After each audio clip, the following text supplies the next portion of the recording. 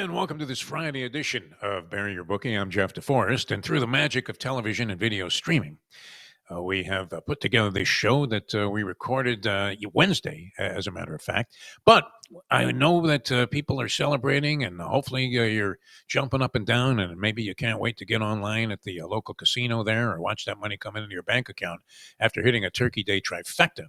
But we're hoping you guys will stay in action and be inclined to go ahead and wager your brains out over the weekend. And to help you with that, we want to bring on the professor who is going to join us here. In the meantime, the Thanksgiving holiday weekend is your time to go ahead and take advantage of all of the services of Bet Online. They have it all: in-game betting for you, all kinds of great information available to you, and you can take a shot with America's most trusted betting site. All you have to do is go to the website betonline.com, and you'll be in action over the weekend. And hopefully, you made a big profit on Thursday. We are joined here by the professor because the professor, we are looking at a huge rivalry weekend in college football, professor. And I know you were a big fan of Danny Hurley and that UConn team. It had to be especially glorious for you, not only to see them go down twice to unranked teams. And I don't know, does that knock them all the way out of the rankings? I wouldn't think so, but. Number two team in the country, losing two in a row in the Maui Classic. And what's better? I mean, outside of seeing Jerry Jones in agony in the executive suites there while the Dallas team is losing, what's better than seeing Danny Hurley scream and kvetch and bitch about being jobbed by officials after the ball games? How are you, Professor? Happy Thanksgiving to Yeah, we had not one but two meltdowns by Danny Hurley. Uh, Specifically, the one against Memphis. Supposedly, he got really foul mouthed, not just with the referee, but with Penny Hardaway too. Which I'm gonna say, in a fight, I'm taking Penny. I mean, he's kind of skinny, but he's got a lot of reach, and you. Yes. just feels like he's more athletic and more apt to be able to fight than Danny Hurley. Hurley does get emotional. I don't know. I want to, for some reason, think that this guy has some noble qualities to him. I'm not sure. I don't think you put him in the same category as you would, in your opinion, of a Coach K, as you refer to him, rat Like face. Ratface, yeah.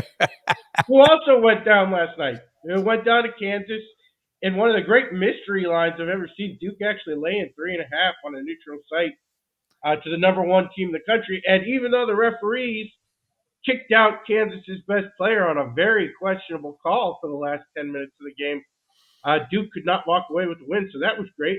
And then followed by the Tar Heels getting kind of whomped by Auburn. So, yeah, I mean, Tuesday night was for basketball was fantastic. What do you make of all of this? Is there anything? I know it's early in the season, and it's one of the great things about college basketball. You will see top-ranked teams facing each other, much less facing these kind of challenges. Well, we see this every. I mean, this is a great thing about college basketball that I was hoping the 12-team playoff would change college football. That teams, being able to afford a loss would get more aggressive in the out-of-conference scheduling. Unfortunately, I mean, with Indiana and Penn State possibly both sneaking their way into the playoff without a quality win on their schedule, it may have the opposite effect, honestly. But this is a great thing about college basketball. You get all these matchups. Thanksgiving week, we'll get another round of it right around Christmas. It's, you got to love that about college hoops. No doubt. And when you see these kind of upsets, imagine, it would take some serious balls to have walked up to the counter and said, I would like Memphis, and then follow that with a parlay on Colorado on the money Well, line. I think Memphis is actually a team to watch. Yes. Haven't seen them a couple days in a row. Penny's got a lot of material there. I'm not going to predict like a big run or anything this late in the season because they always have plenty of talent and they always seem to come up short. But I think they're a team to keep your eye on. They seem to be mentally tougher than the squads we've seen the last few years and are definitely a better shooting team than the squads we've seen the last few years. So keep your eye on them throughout the course of the season. Yeah, that title game in the Maui Classic now is Memphis and Auburn. Auburn looks to be playing some excellent basketball also. Bruce They are. They actually crying about the officials, and he won the ball game. Auburn's excellent. They're a team to keep your eye on in terms of big picture for national title. They're definitely All right. strong. The SEC on the whole really looks very strong. Kentucky's off to a great start. under Mark Pope. He's sort of put together, sort of like the Indiana football team, a senior-laden, full of transfer roster that has blended together much more quickly than we thought. Tennessee back again with a very solid club, and now Auburn announcing themselves as a strong contender early in the season. If they stay healthy, very possibly for a national title. All right, rivalry week on the college gridiron. I want to get into some of that. And I don't know if you have any college hoops picks for the weekend, but where do you want to? Unfortunately, 2 days out with these tournaments, we can't even really it's hard to know predict matchups, much less lines. So we're not going to get into any college hoops for Black Friday or the weekend, but we do have some football games that we like on both Friday and Saturday. And of course, one of the great things about Thanksgiving weekend is, of course, that you get just tons of games on Friday as well. So we're going to kick off in that window in the noon slot with a big underdog, and that is the Oklahoma State Cowboys at 3-8, trying to come away with something this season, getting 16.5 from a Colorado team that I think mentally just can't be all there after their upset loss to Kansas. Although, frankly, an upset that a lot of people saw coming in a very thin line game. Interesting matchup here because they're probably out of the Big 12 title game, and I can't see Shedeur and Travis Hunter playing in a bowl game here, so this could very well be their last game at Colorado. But it sort of compounds that in that I don't know how hard I think Deion's going to push them given here. So I think Oklahoma State and the points is the play. I think there'll be a lot of scoring in this ball game. Oklahoma State certainly got a capable offense. Their defense has been lacking. I imagine a shootout, but I'll take 16.5. I was 17 yesterday. It seems to be trending down, so get it as early as you can. But I'd be inclined to take the points in that spot. Like I said, I think Colorado's got to be coming in on a mental letdown after being very hot. Basically proving me wrong on everything because I have not been a fan of Deion. But I again, could be the last game for everybody, including Deion himself. A lot of rumors have him going to the NFL after this season. Is there any chance that Travis Hunter doesn't win the Heisman Trophy this year? Odds certainly are saying he's 100% locked.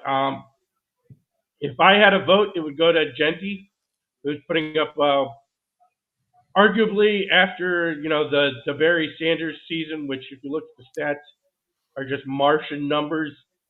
Certainly arguable that Genty's putting up the second greatest running back season of all time. I know people say, well, that's schedule. Well, they played Oregon, and they ran for 200 yards and 3 touchdowns against the number one team in the country. So I don't know how you dispute that. Hunter, interestingly, got left off the finalist list for the Thorpe Award, and there are a lot of people who actually say, if you look at the game tape and you do the advanced metrics on him, he has not been one of the best corners in the country this year. In terms of the NFL, they certainly think he's the number one corner, and he's been super productive as a wide receiver too. So if it goes his way, I have no problem with it, although personally my vote would be for Genty. Okay, yeah, it seemed like the odds have dropped, and he is now the current favorite to win the Heisman Trophy. So by a lot. Yeah, if you were wagering on that prior to the season, you probably got a pretty good number because we know that the tendency is to have 5 quarterbacks there in the finals. And not as great as you thought. Excuse me, Hunter, because of the two-way thing was all along, but I want to say it was like 12-1 in the preseason. Okay, yeah, well, a reasonable number if you thought that there was a chance, but you're having to overcome many obstacles, especially tradition, which doesn't favor somebody that's a position player. Well, no, if you took it at 12-1, you certainly you could certainly hedge heavy on Genty and lock yourself a nice profit up. You think it's just those two? Yeah. Look, Cam Ward got left off the finalist for the Maxwell Award, which is kind of a head scratcher there. Yeah. It's just that the third one would be Dylan Gabriel, but I don't see that. His numbers are good, but there's nothing exceptional about them. So, yeah, to me, it would be just those two. All right, that'd be nice. Pick that up at 12-1. All right, so you're starting with Oklahoma State on Friday. Yes. right around the corner, this game here coming up today. And Oklahoma State getting 16 and a hook, Professor's first play. What else do you have on your ticket? We're taking Nebraska plus 5.5 against Iowa on Black Friday. Iowa been going kind of backwards for about a month after that loss to UCLA. They did beat Maryland last week, but not super impressive in the process. Meanwhile, the Huskers, since Dana Holgerson took over the offense 3 weeks ago, look like they're getting better. They only scored 20 against USC. But if you watch that game, they moved the ball up and down the field and just started failing in the red zone. And they come back last weekend against Wisconsin. Defense is pretty solid and hang 44 unexpected points in that spot. So it looks like Holgo really has that offense moving in the right direction. Again, I think there will be a chance for an outright win here, but with the extra points and an Iowa offense that certainly in big games has a history of putting up anemic performances, if you can get near a touchdown against with a solid team that just qualified for a bowl, I think it's a no-brainer. You take Nebraska and the points. All right, getting 5 and a hook with Nebraska here. So 2 dogs on the board so far for the Professor, both in the Friday slate. And what else are you looking at? We're going to remain doggy. In fact, I just realized it's all points this week. And I'm looking at is the hottest team in the country, I think, in the South Carolina Gamecocks. Getting a couple points against the Clemson team that's sort of still in the playoff picture, but kind of marginal at best. Of a second ACC team getting in. South Carolina getting 2.5. They've got the better defense in this matchup, and they have certainly found their offense in recent weeks. You look at the season numbers for South Carolina; they're not that impressive offensively, but you look at the last 4 weeks. Scored 44 against the Texas A&M defense that can be very stingy. Scored 28 against a Vanderbilt defense that's been pretty impressive at times this year. Scored 34 against Missouri. Scored 56 in a tune-up against Wofford last week. Now Wofford, but Clemson only scored 51 against Citadel, who's notably worse at that level. So you look at South Carolina, like I said, one of, if not the hottest team in the country, and you're getting a couple points in a rivalry game where they've acquitted themselves very well over the years, even when they've been significantly outmanned by Clemson. So we'll take the Gamecocks plus 2.5. Well, and this is a rarity, and I don't know if it's an omen that is either good or bad, but we shall see, where we've had 3 of our handicappers with a wide open board, select whatever you want. All 3 land on South Carolina. Mike Jones did it yesterday, Scotty M on Tuesday, and now the Professor saying go ahead and take the points with South Carolina. That is an interesting coincidence. Weird.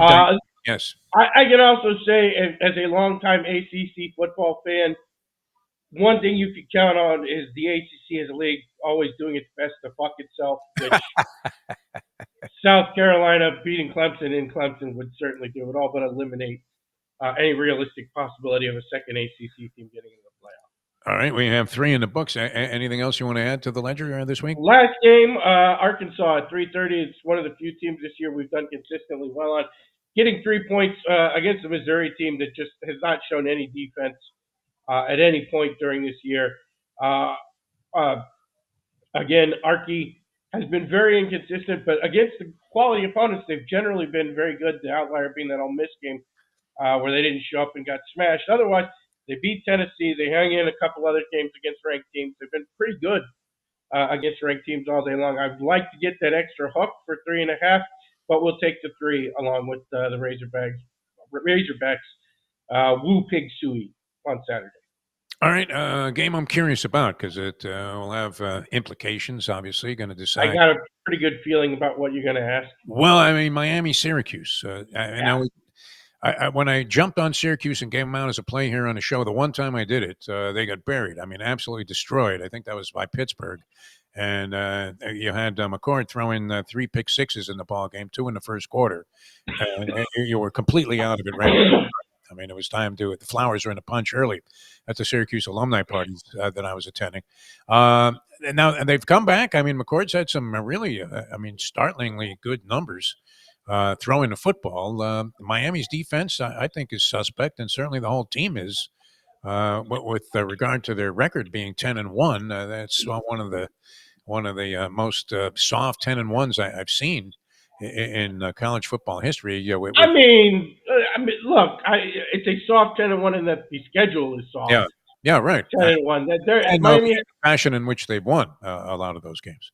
There's the couple with Virginia Tech and California, but I think really anytime you get this deep in the season, if you've got an outstanding record, if you're unbeaten, if you're 10-1, Yeah, you've probably gotten a couple of games under your belt. I mean, Oregon's undefeated, everybody's number one, et cetera, et cetera. You go back to week 2 against Boise State, and they got outplayed in that game, sure. and were fortunate to win that. And they looked like crap. I can't even remember against the 1AA team they opened their season with. So, again, a, saying a 10-1 is soft is kind of Yeah, maybe that's a little bit over the top, but yeah, it's very rare for there to be like a 94 Nebraska Cornhuskers who wins every game by 3 scores. blowing everybody out.